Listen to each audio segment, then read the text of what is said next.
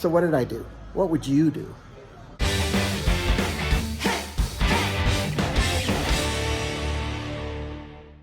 Good evening. My name is Jesse. This is Summer, and we are in Dali City in Yunnan Province. This is our last day here on vacation, and we're in a little coffee store because Summer wants to take back some coffee beans for both our house and to give to her aunt, who also loves coffee. And I was just thinking about an experience I have, one of my best stories. Yeah, I think you'll really enjoy this. Let me just wait until the coffee grinding is done. Yeah, hold on a moment. Is this good enough? No. Oh, to see. the coarse ground? Yeah, it's good. It's good. Checking how coarsely it is ground.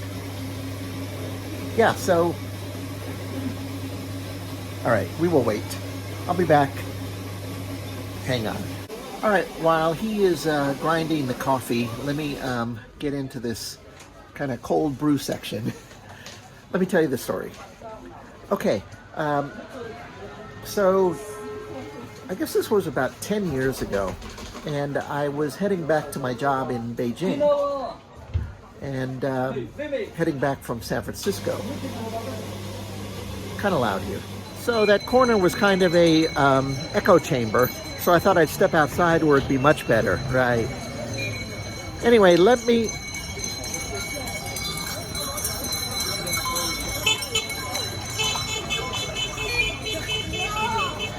I can see this is not going to work, but bear with me. It's a good story. So, like I said, it was more than 10 years ago. I was working in Beijing, but I was home in San Francisco, and a good friend of mine, she asked me if I could take a pound of Peet's coffee. Peet's, the San Francisco brand. If I could take a pound of Peet's coffee back to Beijing to give to a friend and client of hers that she hadn't seen in a while. And I said, sure, of course. So we went to Peet's and we got a pound of coffee. That night I packed it in my suitcase heading back to Beijing, and I realized as I was packing that Peet's, you know, they grind it fresh. They don't put it in like what anyone would consider an airtight bag.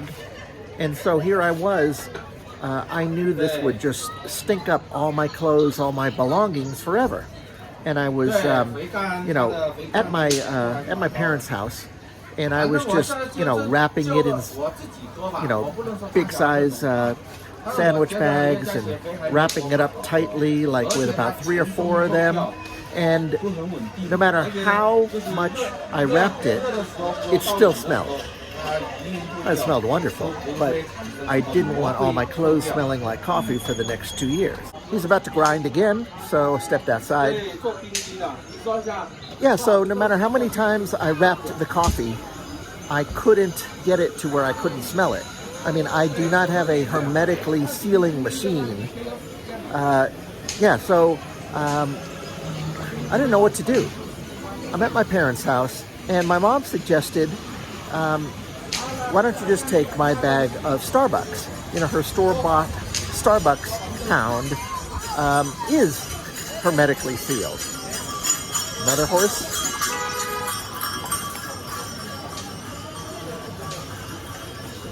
I'm gonna go in that hotel entrance alley, see if that's any better.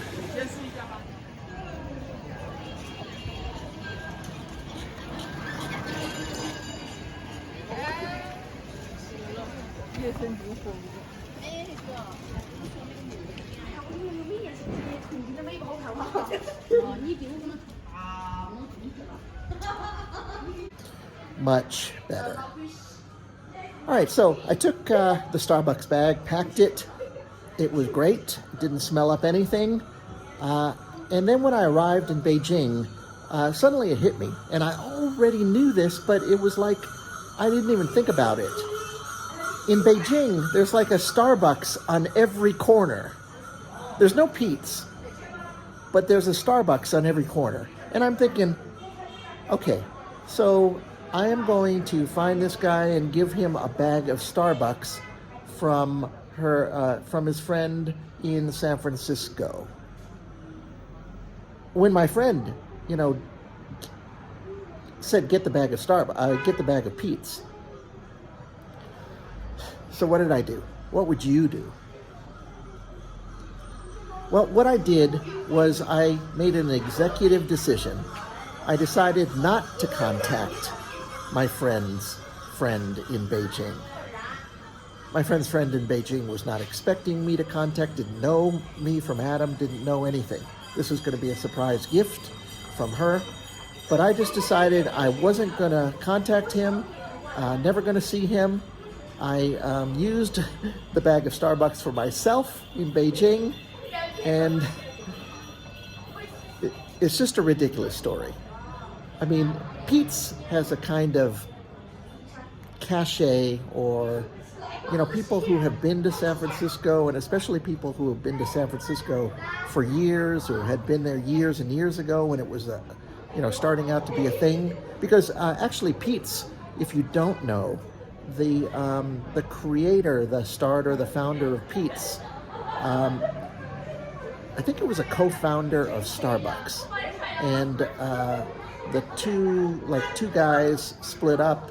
One guy went to Seattle and started Starbucks, and Pete's stayed in San Francisco. And until maybe 10 years ago, it was a very local Bay Area San Francisco brand. So there was something, made in San Francisco about my friend's gift, where the Starbucks coffee, of course, was the exact opposite. It was, you can get this anywhere coffee.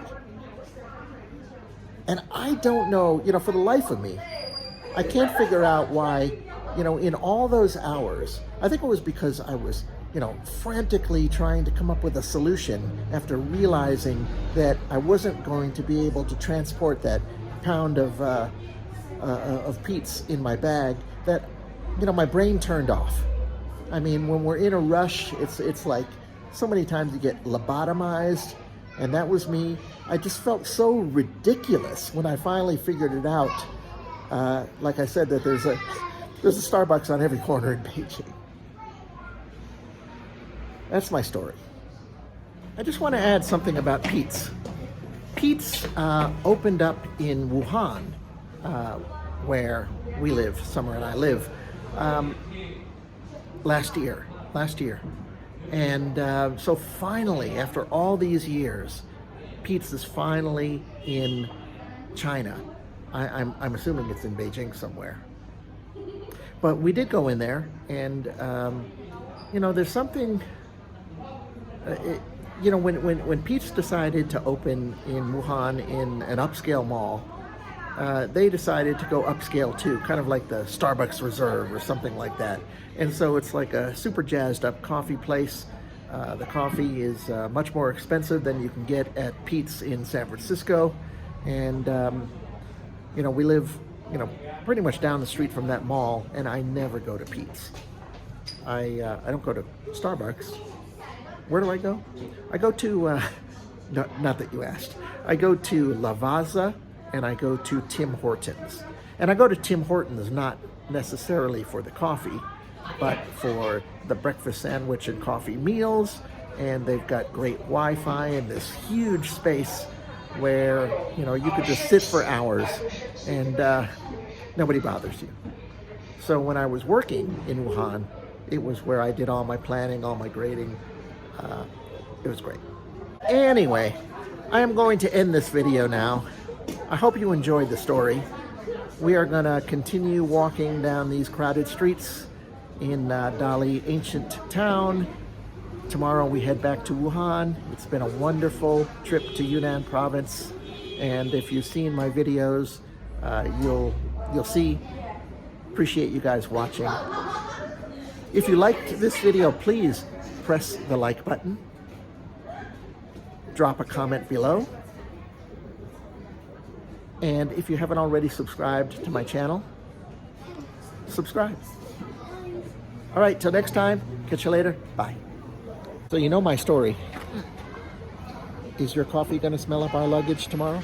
I don't think so.